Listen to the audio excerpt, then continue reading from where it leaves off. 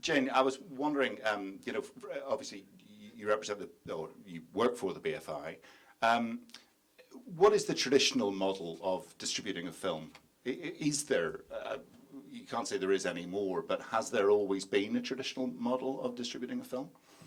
Yeah, I think most people recognise that historically, let's focus for the moment on a feature-length fiction film, because I think that documentary and short film brings quite a lot of different scenarios to the fore.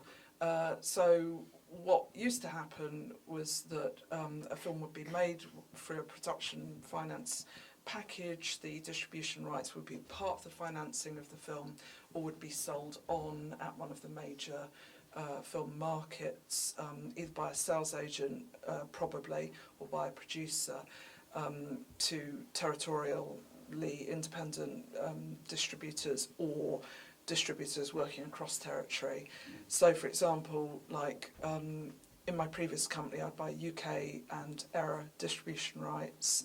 The film would be sold through to exhibitors like Susan, and would show, then after a number of weeks would come out on video, meaning DVD or a format, and then after a number more weeks would be on television. So that's what we recognise as a traditional distribution model.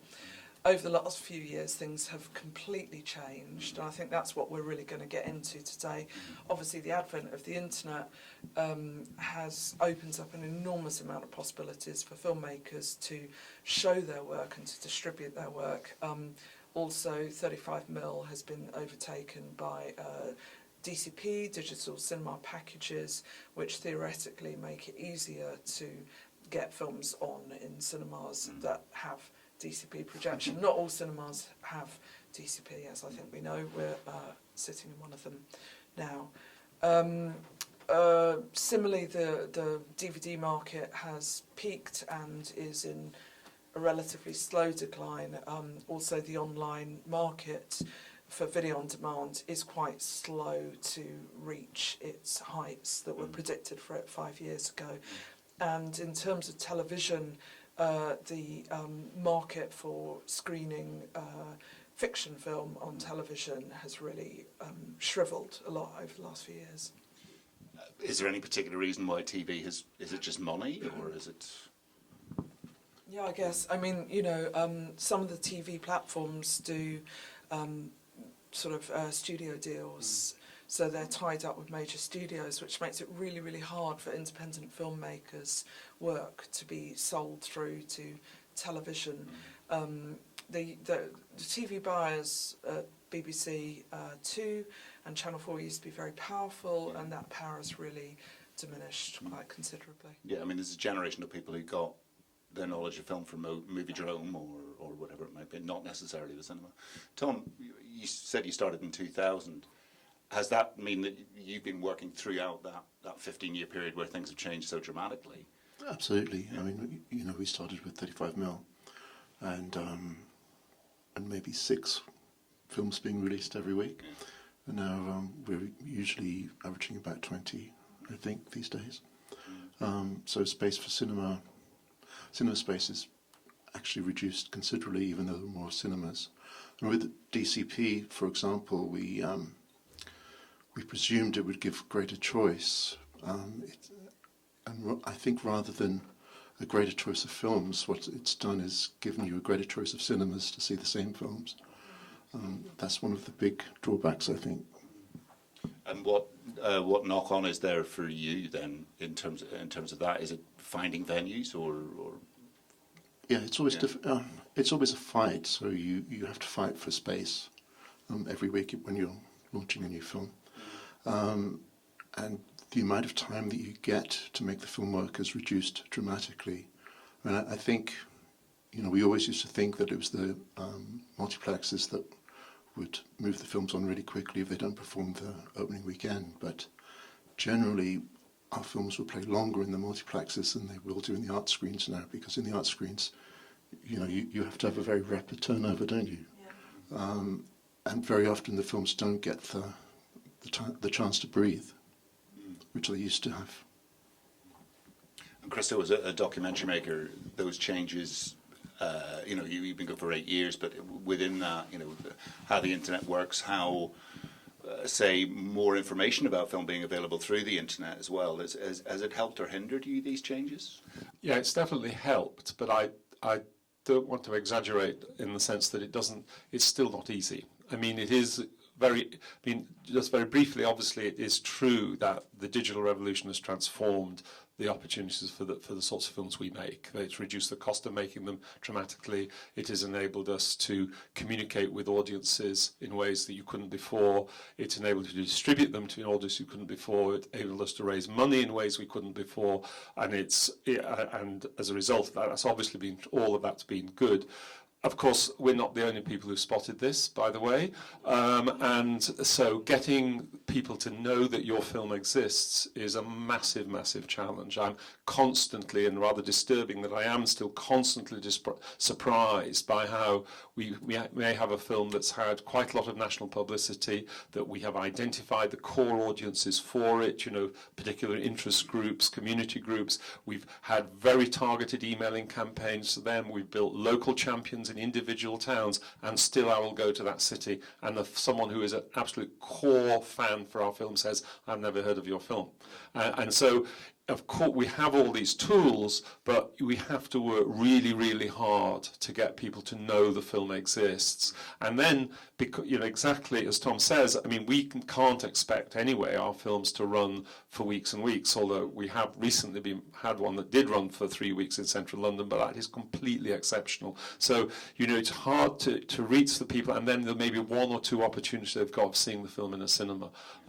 So, at one level it's easier, but don't underestimate the enormous amount of work you have to do to make those tools work to your advantage. Yeah. So the hard work is still the key. Absolutely, yeah. I mean, Susan, just in terms of, as a cinema manager, in terms of, the QFT is a 2-screen cinema. So compared, say, with some of the other cities and things like that, it's limited in what it can show. But as the advances in technology meant that you've been able to be more flexible, build audiences, or I suppose it's the help or hinder question again. Yeah, no, it has.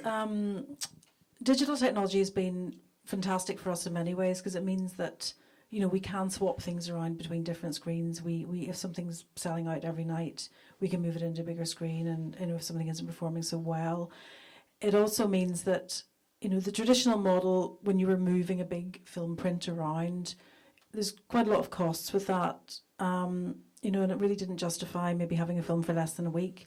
Now, for instance, and what we do more and more, to be able to give a film, to be able to show it, because everybody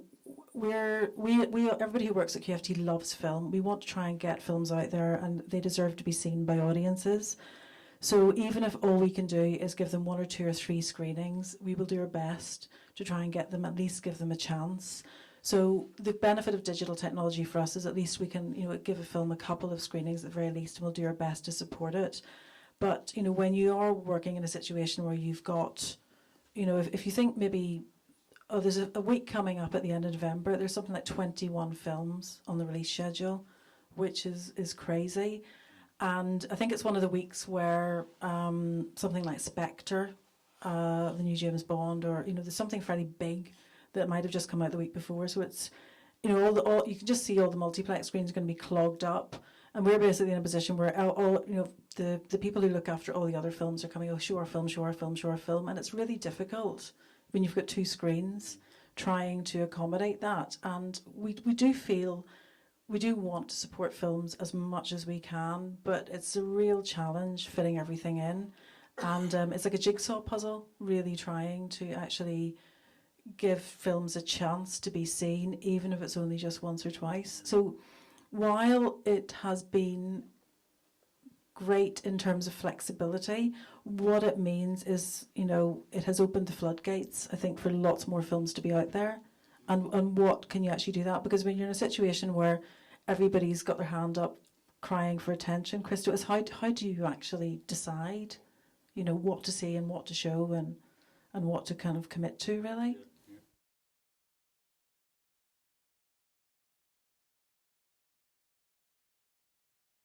I mean, I suppose the first criteria is actually whether we think it's a good film or not.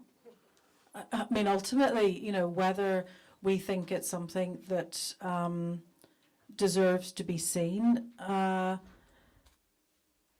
Sometimes you're a little bit of a hostage to fortune, and you maybe are pushed into maybe giving something more screenings than you would like, for whatever reasons. But we really do try and show the best films that we possibly can, and films that we deserve to be seen. Another criteria, I think, is often, even if it's a good film, if we know it will be on in lots of other cinemas, we'll not show it simply because people do have a chance to see it somewhere else. So something like Tom's films, you know, Peccadillo films, you know, nowhere else in Belfast is going to show them. So we would always have a commitment. You know, they're good films. They deserve to be seen. You know, they really speak to a certain sector of the audience, and I think it's really important we support that audience sector as well. But also as well, if we don't show them, nobody's going to get a chance to see them, and that's also a criteria for us. So it's a question of, one, quality, and two, access. And even if all we can do is show a film once or twice, at least we've shown it. At least we've tried to do what we can for it. But yeah, those are probably the main criteria, really.